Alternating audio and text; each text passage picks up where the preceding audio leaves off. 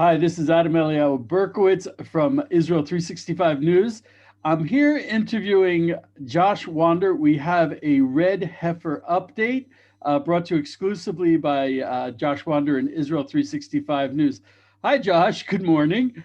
Uh, Hi, Elio. so, first of all, I want to explain the red heifer was the used. It was a ritual described in the Bible. It was used to purify Israel from the ritual impurity of contact or proximity to a dead body, and it was essential to uh, performing the temple rituals in complete purity, and we've been lacking that since a little after the destruction of the Second Temple. And there's been a big effort by the Temple Institute to find a red heifer, which is actually very rare. It actually There were 9 red heifers to date, and according to Jewish tradition, the 10th one will come and usher in the age of the Messiah. So, Josh, tell me about the update. What's up with the red heifer? So a few things. First of all, under the auspices of the Temple Institute, there is another institute which deals specifically with the red heifer. It's under the auspices of Rabbi Azariah Ariel, and they study the laws that pertain to the red heifer. That's what they do full time, and prepare for the red heifer and try to find a red heifer, which is exceedingly rare. There's actually a dispute in the Talmud whether there were 9 or not, but that is the generally accepted view. But either way, we understand that it, as you mentioned, that it is necessary to have a red heifer in order uh, to continue the process of obligatory sacrifices in the temple. We are at a stage right now where we are almost ready to go. We're just missing that one piece, and that it is an essential piece to purification, to the whole purification process. And why is it exceedingly rare? It's not exceedingly rare to have a red heifer. In fact, there is a whole species known as red Angus in America. There are other species of cows around the world that are predominantly red in color. And in fact, we have to take a step back and speak about what red is, because in the Torah, in according to our sages, red did not exist as we call it today. It's not tomato red, but it was a whole range of shades going from the basically brown to what we would call bright red today. So all that entire uh, range of shade of color is all within the Torah red. So if you include all those colors, there are many cows that are brown, that are reddish, that are red. They're not that hard to find. So what is exceedingly rare? What is exceedingly rare is that the heifer has to be of a certain age. It has to be approximately 2 years old, and it cannot have any hairs, well, almost any hairs of another color.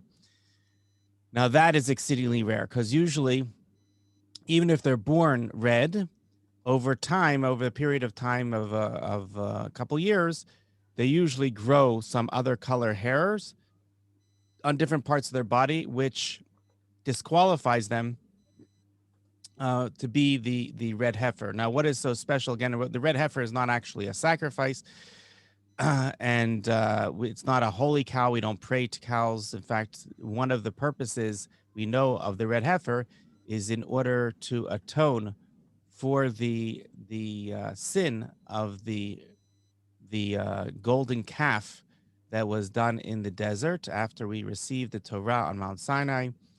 And therefore, the last thing that God wants from us is to pray to a cow. We don't do that. There are religions in the Far East that are into that, but we're not one of those. And now we're seeing the pictures of Monday, where a delegation came from Israel all the way to America Special in order to search out red heifers in the great state of Texas. And that's exactly what they're doing here. They found that they located a farm in which there were five candidates for the red heifer. There's the farmer popping up and on and off over there.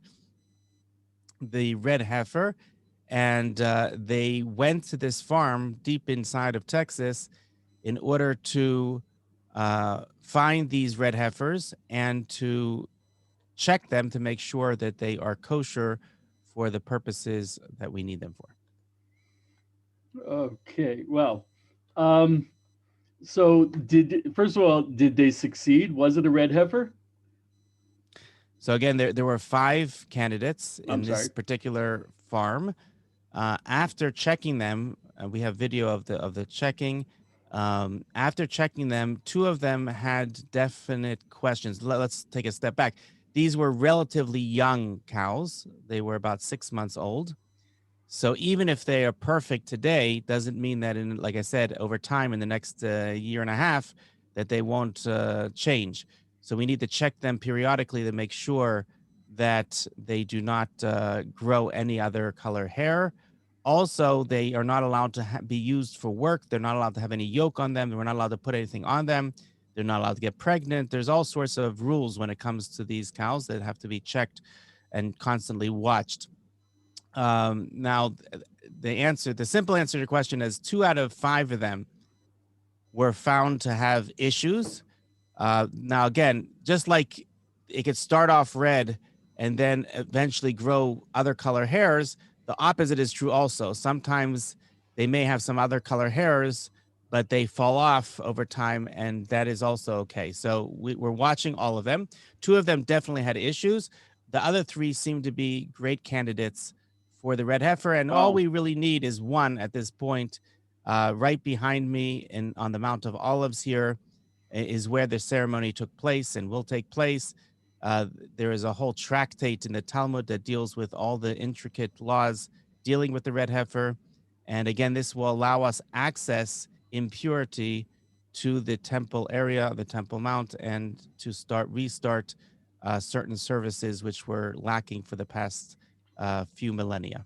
That's an interesting aspect of the red heifer ritual, in that we're Jews are not allowed to bring any sacrifices or do any temple rituals at any place other than the spot that was sanctified by King David, the what we call the Goren, the Temple Mount.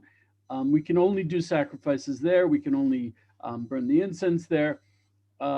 However, the red heifer ritual is performed outside of the temple on the Mount of Olives, and the only thing stopping us from doing sacrifices is the political reality, and the political reality should not prevent Jews from performing an essential ritual to Judaism on the Mount of Olives, unless you want to say that that Jews must be prevented from doing anything connected to the third temple, uh, which So again, the red heifer is not a sacrifice. It is not brought on the altar.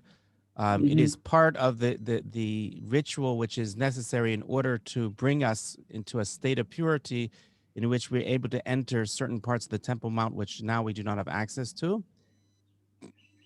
I'm speaking on a spiritual plane, not on a legal plane or a political plane. And then many of the sacrifices are not able to be conducted today, according to anyone. All right. We're talking about, for example, personal sacrifices versus communal sacrifices. They can only be brought in a state of purity. So we could not do that today until we are able to go through this process of the red heifer, burning it. They take the ashes, they mix it with water. It's sprinkled by a Kohen onto either people that need to be purified or objects that need to be purified. Also, within the temple, all of the vessels of the temple also need to be pure. So they also need to go through this process. And this process is, by the way, this is a process which even King Solomon, who was known to be the wisest of men, was not able to understand. There are certain laws within Judaism, within the Torah, that we say are we can sort of give reasons for why God. It's pretty. Some of them are somewhat obvious in the social norms of today, that you're not allowed to murder, you're not allowed to steal, but other ones are considered to be chukim. They're considered to be uh, commandments which cannot be understood, and this is considered to be the quintessential commandment that cannot be understood because, amongst other things, one of the strangeties of this ritual is that the Kohen that sprinkles the ashes, this ash water on people and purifies them, he himself because becomes impure while doing this ritual. So I have a question for you, Josh, that might be more opinion, but generally speaking, your opinions are based in Jewish sources. So for 2,000 years, we have not had the red heifer, and Jews have been observant Jews for 2,000 years. Do we really need this? Is this something that Judaism needs? We can be perfectly observant Jews without any of the temple rituals. We can be perfectly observant Jews outside of Israel. We can be perfectly observant Jews. We don't even really, I mean, for the synagogue, we need to designate who is a Cohen and who is a Levi and who is a Yisrael. But what do we need? We can get by perfectly fine without the red heifer. We've been doing it for 2,000 years. What's the big deal? What's the big deal? Why keep pushing for this red heifer? Uh, Great question, Elio. I could tell you that there are many Jews, even religious Orthodox Jews today, that would probably accept what you just said as being true, that we are living a perfectly fine life as Jews following the Torah the way we're supposed to be today. And many of those Jews, perhaps even half of them, are not, for example, living in the land of Israel. So when you know that there are 613 commandments, of which almost a third of them can only be performed here in the land of Israel, it doesn't take too much thought to understand that they're not performing the entire Torah if they're outside of the land. There are many laws and rituals and customs that have been lost over the past thousands of years of exile.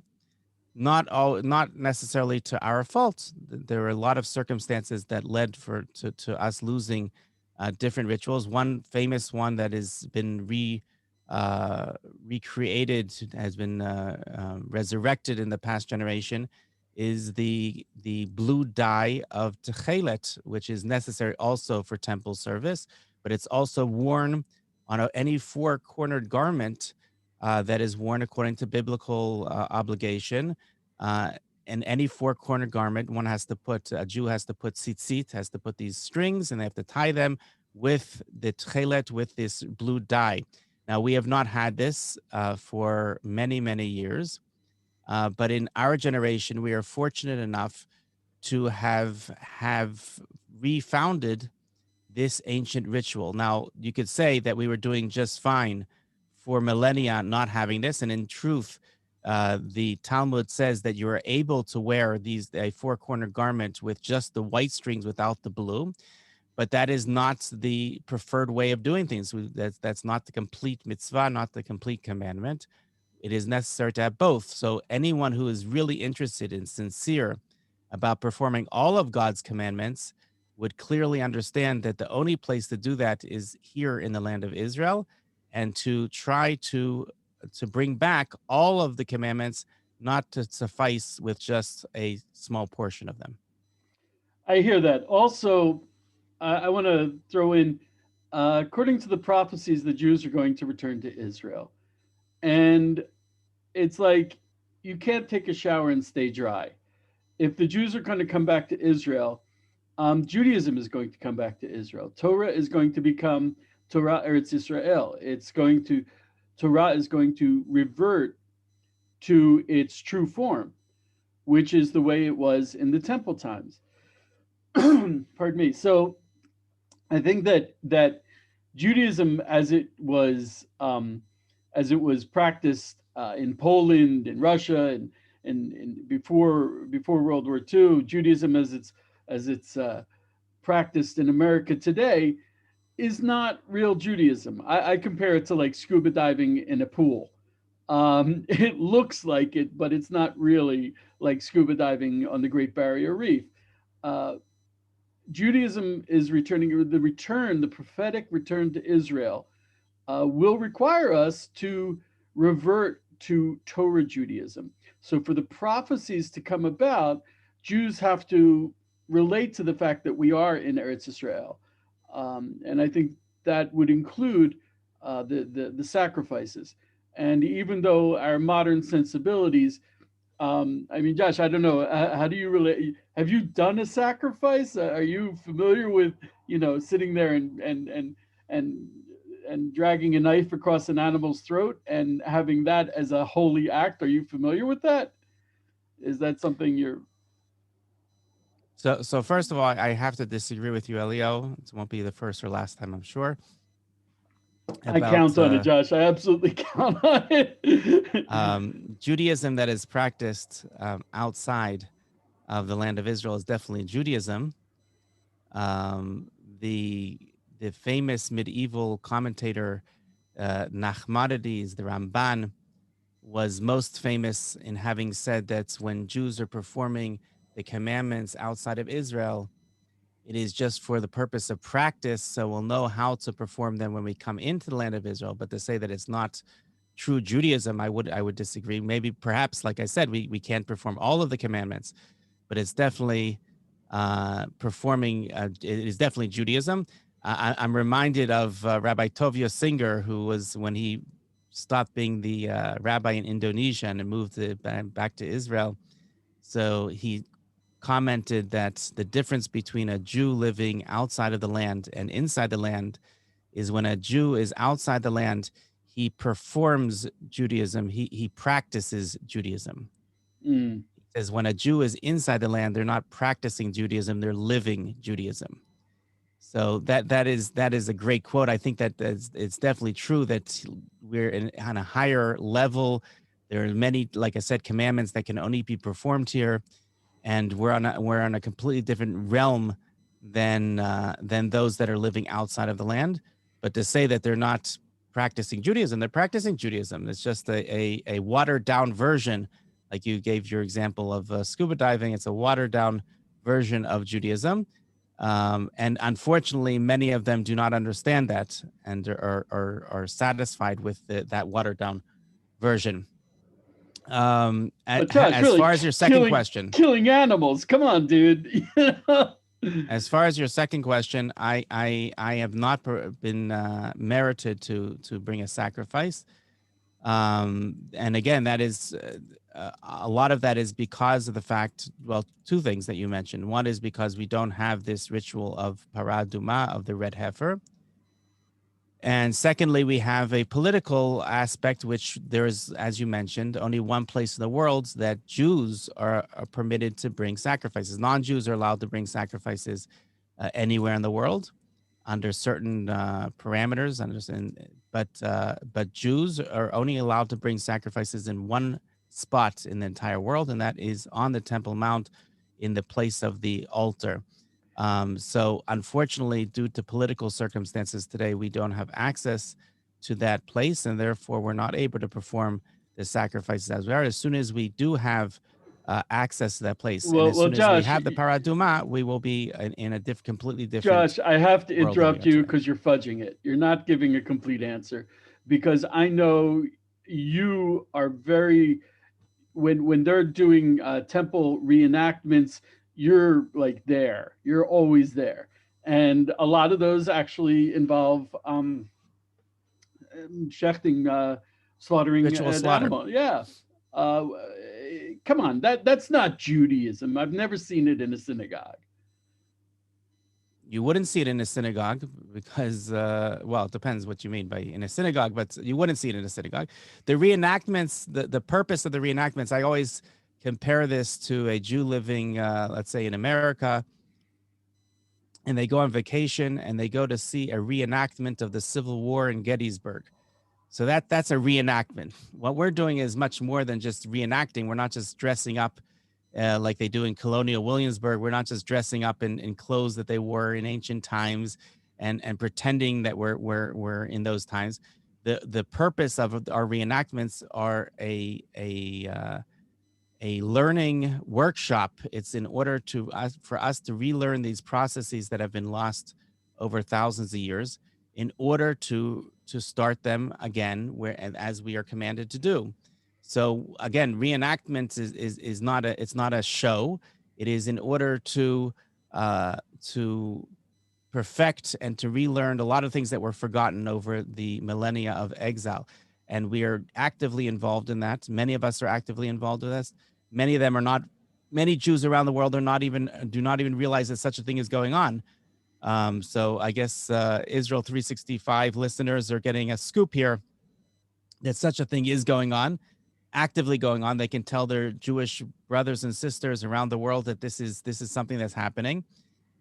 It's happening under the auspices of Orthodox rabbis, and therefore it is something that should not be ignored. It's something that should be embraced because it is something which is definitely part of the entire redemptive process, leading us to the final redemption. I just want to add, I'm always impressed by the psalm. We were like dreamers, and in the exile we were like dreamers. A dreamer sees the thing in his mind, but he doesn't actually experience it, do it, or live it. He doesn't feel it.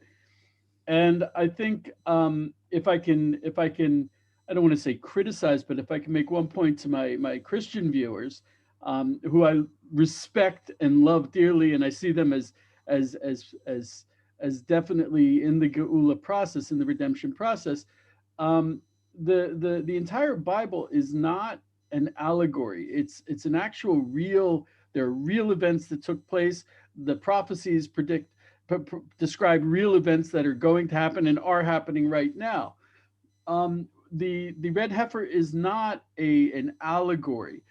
We are required to simply do it as it's described, and it's not so simple. And the rabbis put a lot of time and effort into it. So this is something that we're required to do, and not just talk about, learn about, imagine, meditate on. This is something that we're required to bring down into reality, to stop being dreamers, and to actually do it as part of the redemption process. I also want to point out, if I can, one last point is that um, I've actually encountered an awful lot of kind of nefarious objection and working against mostly the red heifer, strangely enough. Um, Non Jews who kind of try to usurp the process, say, oh no, we're really in charge of the red heifer. And they don't have the knowledge base and they're not actually in the process. They're not doing it.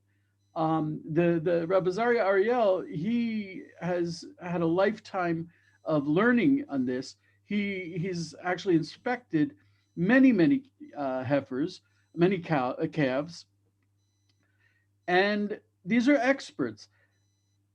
Any attempt to sidetrack the process, the efforts to bring the third temple, these are really pushing off the final redemption. And I've seen it most especially with the red heifer.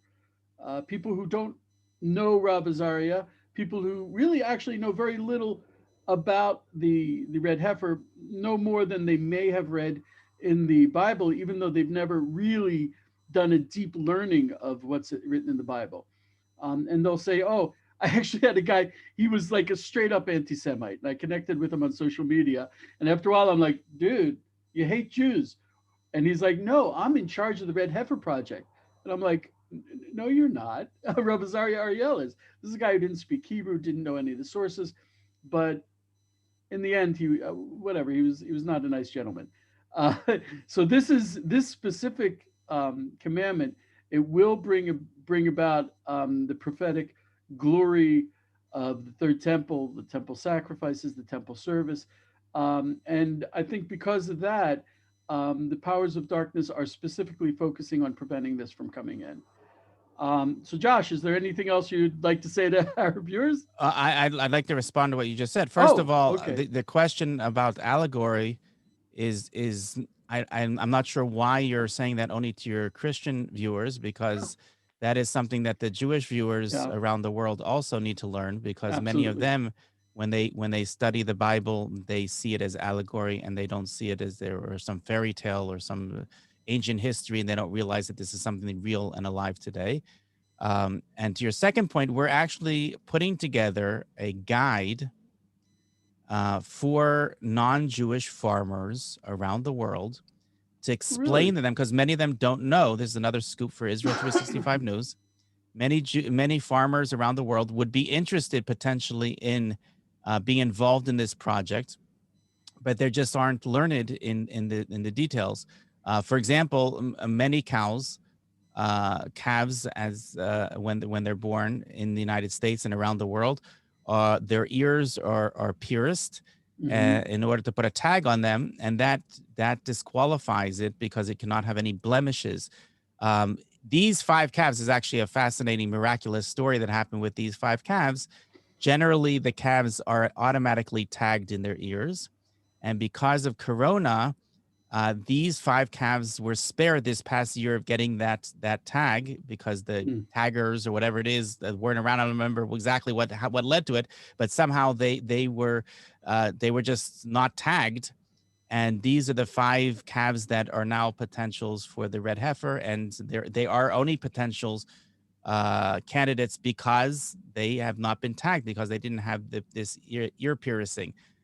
So there's a lot of you mentioned the negative forces. There are also a lot of positive forces that are working towards us.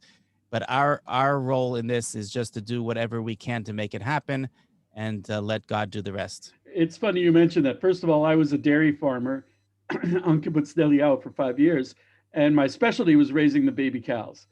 And I Was the used kibbutz named after you?